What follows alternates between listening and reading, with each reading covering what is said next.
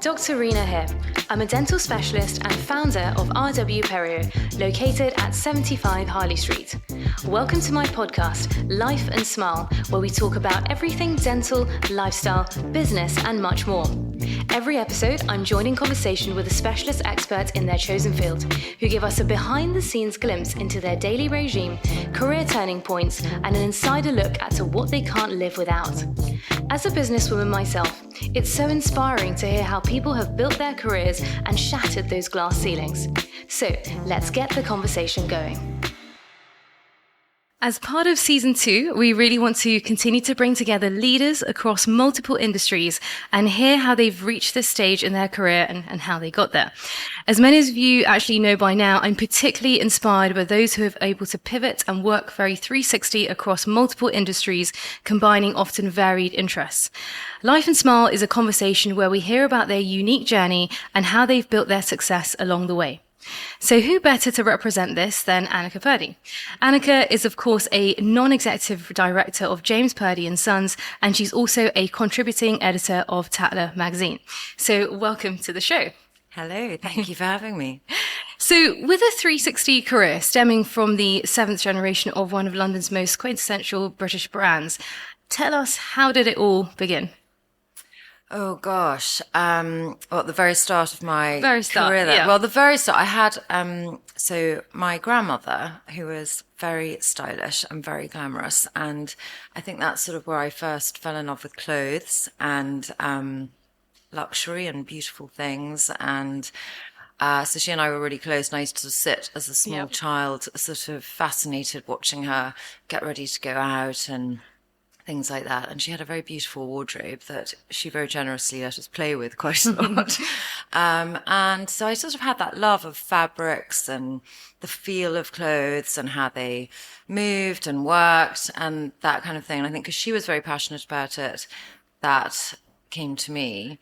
And then it's a bit of a sort of strange mix because then I have a Swedish mother who's sort of very natural and relaxed, but who also loves clothes, but they had some quite different styles. And so I grew up with a real love of both, actually, hence the sort of city, country kind of thing. Amazing. Yeah. So it's always been from sort of childhood that you've been and I just by, devoured. My grandmother, even when I was really young, used to have copies of Vogue and give them to me, and and I would just devour them. And I just loved magazines. I loved images of clothes and going to see clothes, and I just always loved it.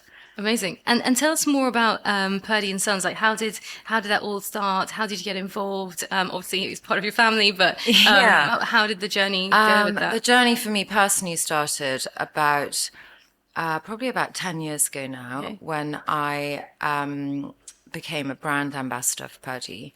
And so it was just after I think my dad had finished being chairman, or it might have been just the sort of crossover. And so they invited me to do that, which was really great and really interesting. And I was very honoured and touched to be asked. So I did that for about 10 years. Oh. And really loved it, really enjoyed it, but I was doing other things too. I had a relatively young family, so I had sort of quite a lot of commitments going on. And I sort of wanted to get more and more involved at some point. And especially on the creative side, especially on the clothing and accessories side, because that's the side that, really interests me. Right. And I guess you do so many different roles and you're always juggling different things. You're doing your writing, you work with Purdey and Sons. How do you find, and then you mentioned when you have your family, your children, etc. How do you manage balancing everything? Because you do it so well. Well, you are kind. I don't know if I do really. I don't think if anyone does. I think there are certain strategies that you can put in place that you have to be super organized. I am sort of a real creature of routine and habits. So either end of the day, I check my diary. I'm a big list writer. I like to tick things off. I'm quite methodical about my lists. Yeah, there's something so satisfying about Really, ticking, ticking that really list. satisfying. And I actually really like a proper written desk diary. Okay. I have a diary that I carry around with me. I Yeah. obviously have stuff on my phone, but I really like that process of knowing where I'm at, knowing how my week's going to go. And yes, I do multiple things, and I couldn't do them unless I had everything organized and I was quite rigid about my Methodical, yeah. diary. And that takes a bit of practice. It does take a bit of practice. And also you can, with kids, you Yep. can always be thrown a curveball. Yes. Because all it takes Yeah, is for one thing. somebody to get hit on the head with a cricket ball or something at school. And then everything suddenly changed. the diary sort of, it's gotta sort of a pivot, domino yeah. effect. You Yeah. have to pivot. Yeah, yeah. And quickly prioritize Yeah. what really needs to happen first. Yeah. And I think that is a good word. So you need to prioritize Yeah. the most important things. Yeah. So I always do that with my list. What really needs to happen today Right. at the top, what I really need to achieve. And then I have a kind of slightly bottom list Yes. that is, that can carry on to the next day. And, as long as we complete it within that Yeah, week, yeah. then that's a way to do it. So organization is key. Organization. And I am, my family laugh at me because I am rather very organized at times. Well, that's a good thing. Yeah. No, for sure. know. And you kind of mentioned as well, I guess it's all a lifestyle approach. So everything kind of is you approach your day as one. It's not like work, family, play. It's all one thing. And I guess that helps as well as seeing it as a lifestyle approach. No, it is a lifestyle approach. And, I feel really fortunate Yep. to do numerous things. I don't know how good I would be at doing Right. just one thing. I have a really curious mind that likes lots of different things, and Yes. I'm interested in lots of different things. So I think in a way, although sometimes it can be a bit overwhelming when it's very busy in all of them, Yes. which doesn't always thankfully happen, you can go into a bit of overwhelm and thinking, why do I do so many different things?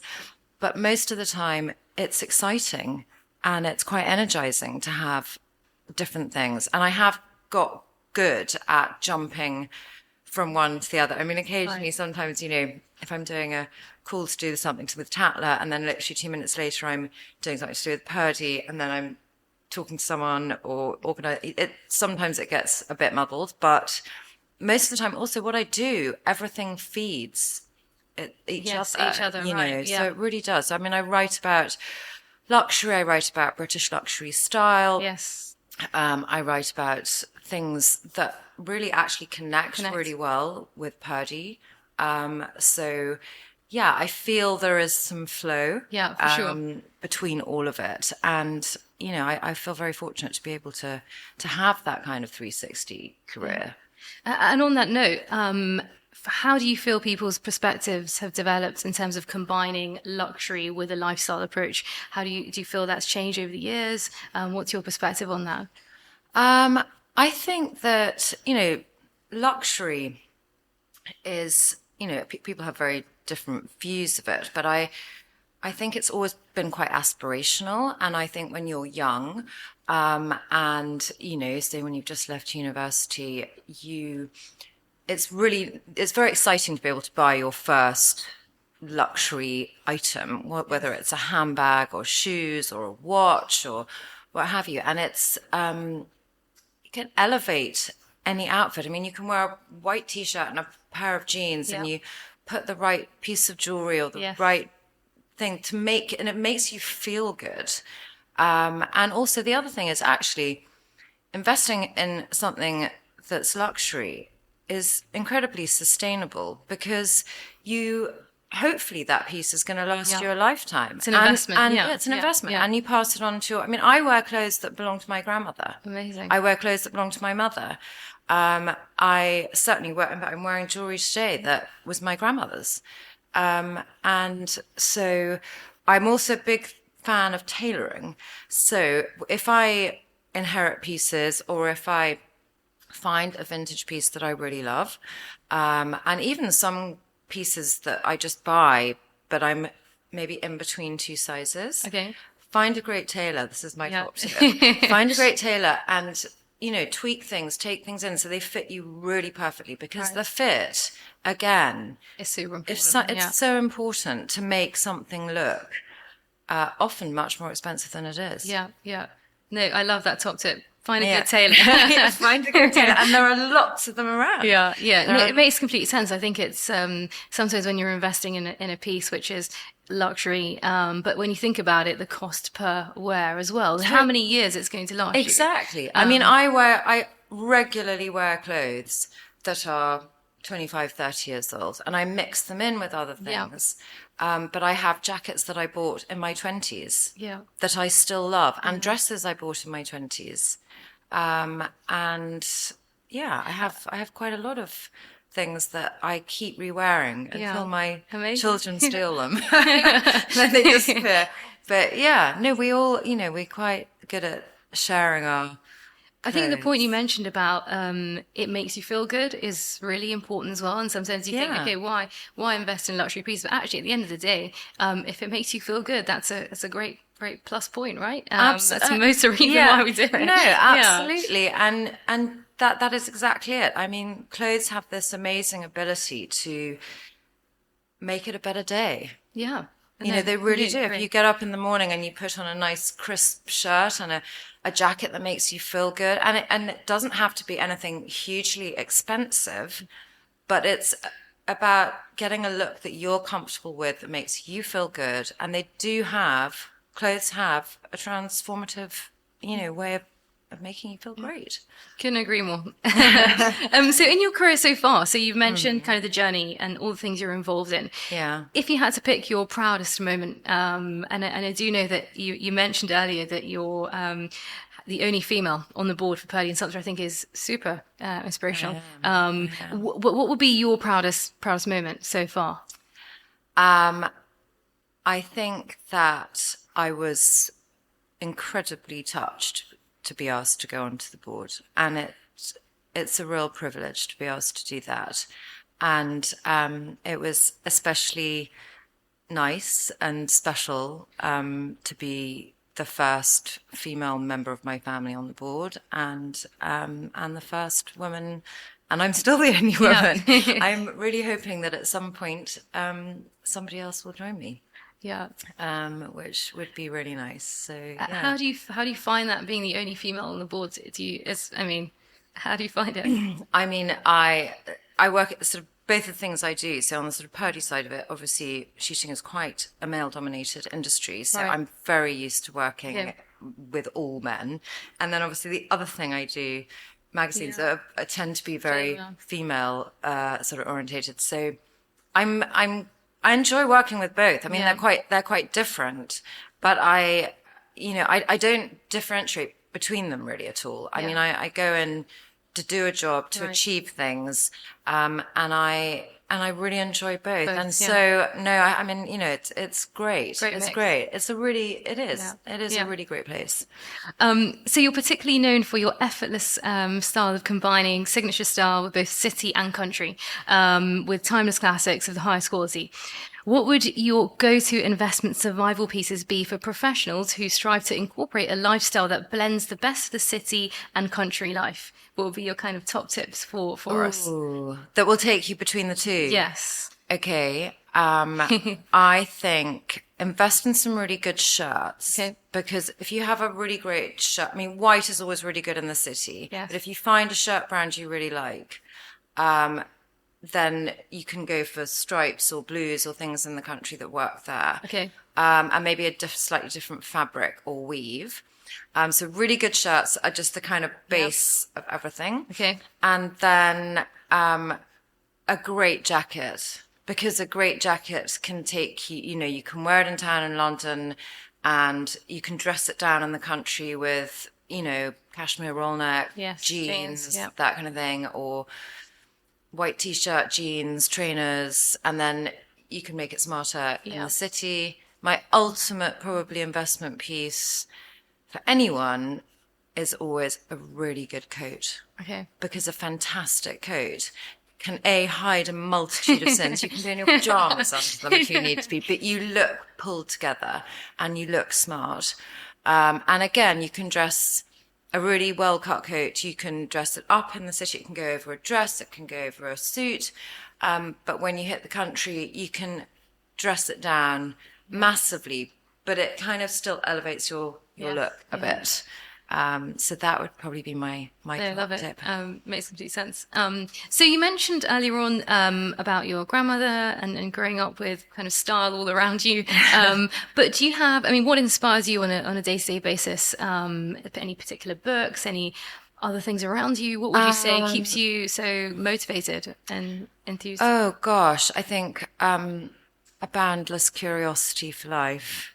And I am interested in so many different things, but I love beautiful art. I love houses. I love gardens. I'm quite a sort of Instagram.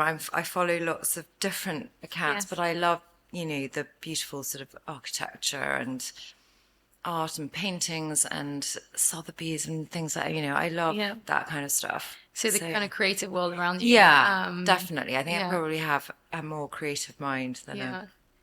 yeah. So I love the fact that you mentioned about like curiosity. I think it's so important for us to be curious on a day-to-day yeah. basis. That keeps life interesting. Yeah, absolutely. And So to keep wanting to learn things. I mean, every single day I'm very lucky to meet really fascinating people in the job that I do.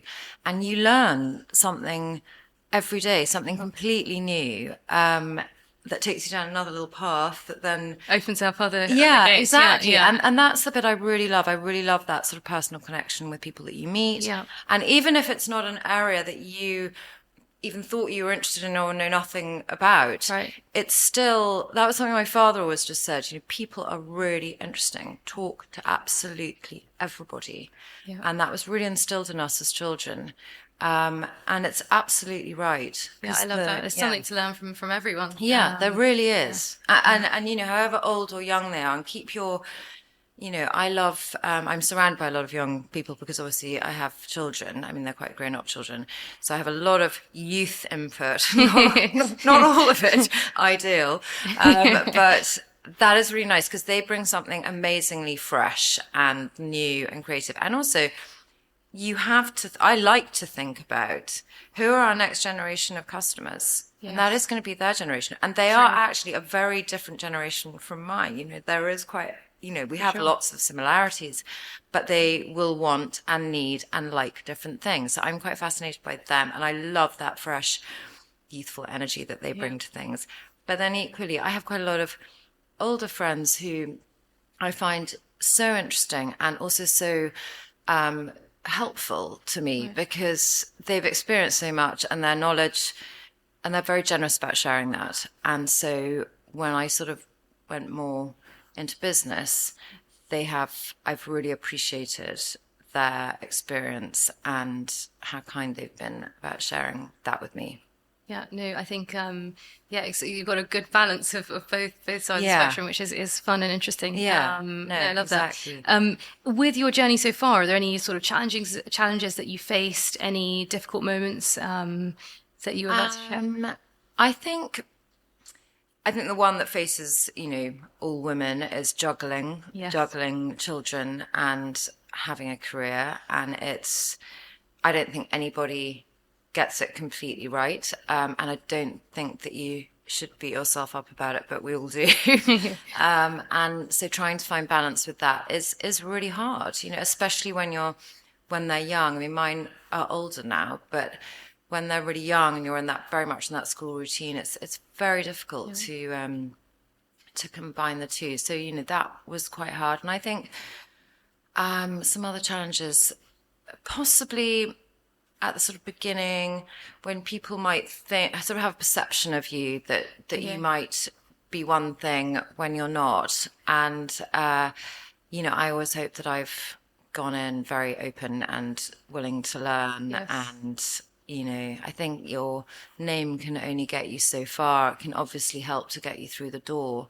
But in some ways, it puts added pressure to prove yourself. Yes, yeah. And to do things really well. And I'm a bit of a perfectionist, so I like to do things well, and I strive to do that. And I hope I do. But I think when you're younger, sometimes, I definitely felt I needed to prove sort of things to other people.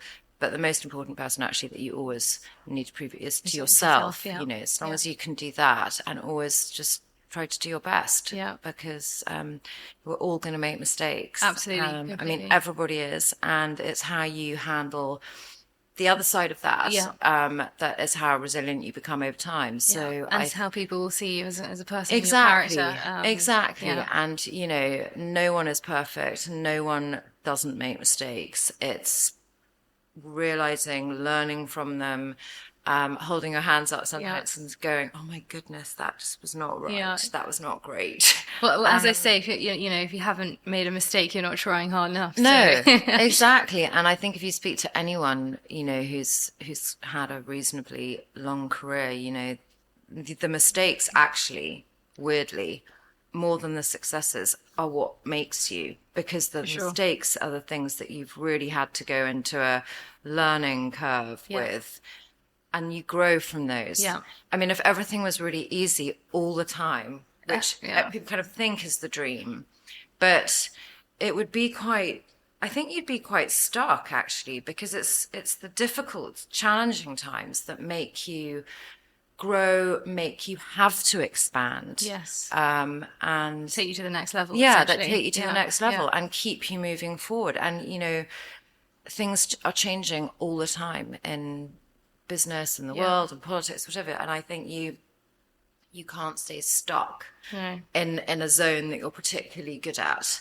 I mean, it's great to be in a zone you're good at, but if you can try and challenge yourself a little bit Yeah. at times, that is also good. No, that's great advice.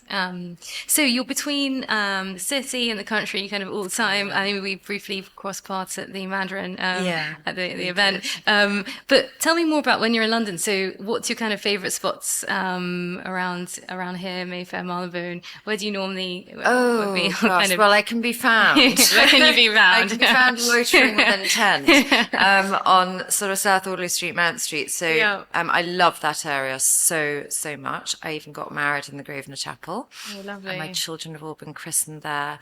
So it's very special to me. The whole area, I love everything about it. The architecture, the restaurants, the shops, everything like that. But I also, you know, I mean, London's an amazing city. It is, I yeah. mean, we're really lucky to live here. Sure, I mean, yeah. and what's so great about it is that all the sort of parts of London are slightly different.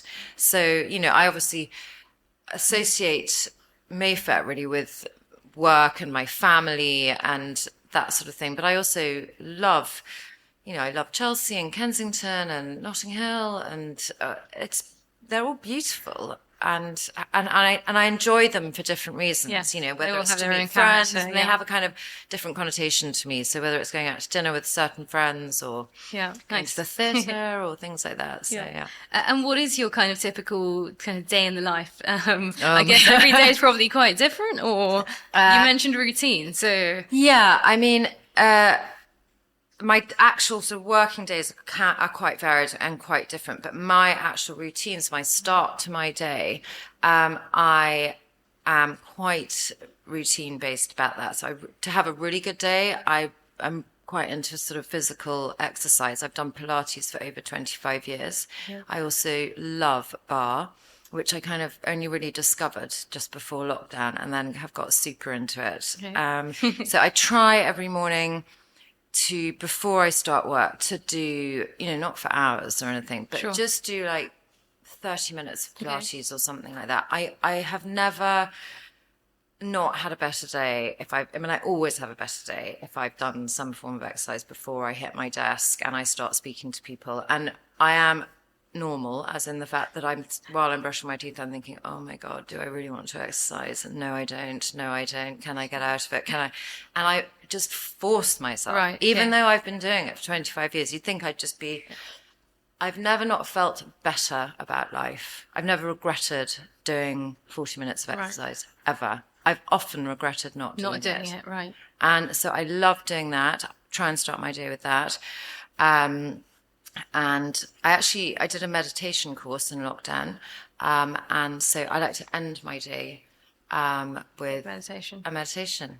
Yeah. Nice. And that trying to keep the balance, because I think those two quiet times at the beginning and end of my day are quite important to me, for me to kind of give the best of myself Yeah. and to be on the ball and to be nice to be around. Yeah. No, I mean, with the meditation, do you do it yourself, or do you use an app? There's so many apps out there Yeah, now there's as well. so So well. many guided. Weirdly, I don't actually use an app. I follow Right. a few people, and so there are a few people that I follow on Instagram and who happen to be on YouTube as well. So I just pick relatively short ones, but I prefer like a guided Guided. meditation because I have quite a busy mind, Yeah. and what I find is that if I try and sit zen quietly Yeah. on my own, then I start writing lists. Adding to your to-do list. Sounds like me. Totally, exactly Yeah. that. So there's an amazing lady. I haven't met her, but I do her meditations a lot. I mean, probably 3 or 4 times a week. Called Jo Bowlby, Okay. who is incredible, and they're really short, and they're on YouTube, so they're accessible to anyone to listen Brilliant. to. But yeah, she's amazing, and I again, and now it's a habit, and Yeah. I really enjoy it, and I miss it, Yeah. and I look forward to it. It should never. It's a bit like exercise. It shouldn't be something that you massively dread, Yeah. because sometimes you think, oh gosh, I must do this, but you always feel Better You after. always feel yeah. better And after so, doing as you it. said, it doesn't have to take hours on No, end, just exactly. And I minutes, think so- I think a lot of people think, oh gosh, I've got to go to the gym and I've got to work out for an hour. I'll fit in a bar class, a 10-minute bar class, sometimes in a hotel room. Yeah. At sort of, at lunchtime. If I suddenly think, oh my God, I didn't have time this morning, I will never, usually I won't go to bed unless, sometimes I do a bar class at the end of the day. It's a great way to relax. So for me, it's a really important part of my day. Yeah, sounds good. I have one more question for you. You mentioned obviously doing a lot of writing, and you've got I imagine you're sitting at your desk, you got your to-do list on one side, everything kind of fully Everything organized. organised. Yeah. So if you had to pick like 3 things that you always have on your desk, what would they be? Oh, 3 things I always have on my desk. Well, my diary. Yeah. A big desk diary. Okay. I have a nice big Smythson one that Oh, I I love love the Smythson. pages. And yeah, I love the paper they use. And Yeah. so I always have that, and I like to refer to that. I really love good stationery. I actually quite like writing actual letters Yeah. and things. So I like that. I actually really I quite often regularly have flowers on my desk. Lovely. I'm not a huge fan, but I like them to look at while I'm talking on the phone or when I'm trying to do something. Very often in the morning, actually, as a sort of prerequisite to starting my day, I'll walk past my study and light a candle. I don't burn it all day, but I Yeah. just light it. Start the day with, It's yeah. like I start the day Right. with that, and it just gives me quite a sort of calm space to just begin. And then once I'm sort of rattling on the phone to someone, I blow it out. But yeah, so those are probably, apart from all the tech. Yeah.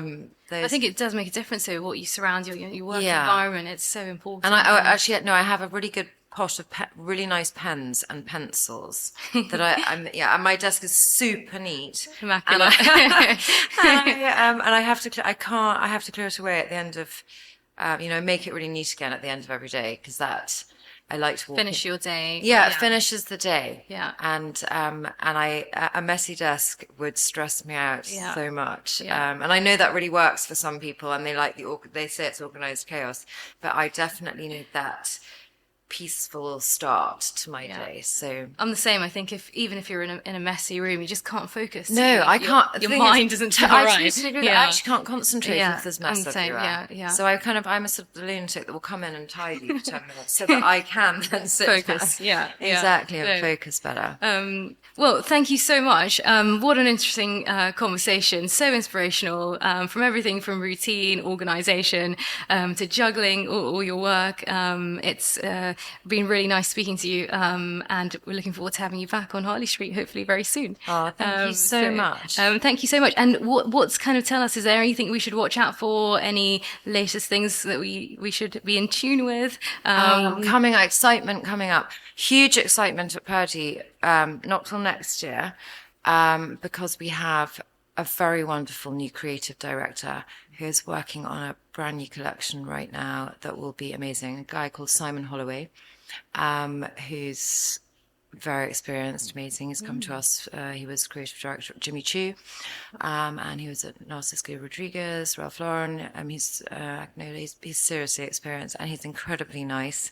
And I cannot wait to start trying things on, seeing things, and for that to be out in 2023 will be wonderful. So watch this space. Watch that. Yeah, watch that space. So that's a bit of excitement to come. Brilliant. Well, I really look forward to it.